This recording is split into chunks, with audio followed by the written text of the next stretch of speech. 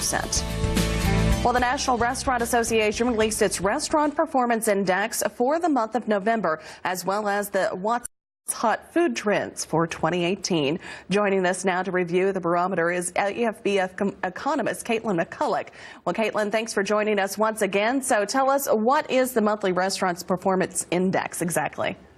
So the Restaurant Performance Index is a barometer for the restaurant food industry on what's happening in the current industry as well as over the next 6 months. So it takes into account how restaurant owners are feeling about people eating out, whether they think more people will eat out in the future, and what type of labor or capital expenditures they're going to do both in the future or what they've done in the last 3 months. So what is it telling us now for the year ahead?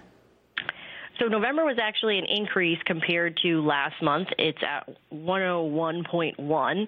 And the way we think about the index is that 100 basically means a stable state. Anything above 100 would be considered an expansion for the restaurant industry, and anything below 100 would be a contraction. And so this is a favorable report in terms of the restaurant industry.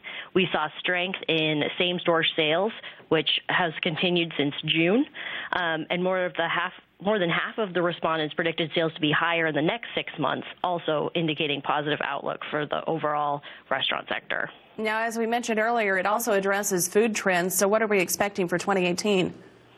So the What's Hot report is kind of an interesting thing. It looks at both concepts as well as food. So in terms of concepts, local continues to remain a top 10 concept in 2018, focusing on produce, seafood, and meat, as well as farm-branded products are also expected to be big next year. So that could be a big opportunity for farmers and ranchers to use their story to sell their specific products from the farm.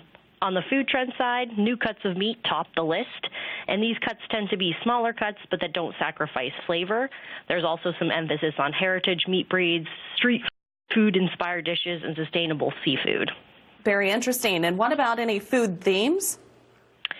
There's all types of food themes, and if you go to the National Restaurant Association's website, they can break it down in a variety of ways. There's an emphasis on ethnic-inspired breakfast food, as well as using new herbs.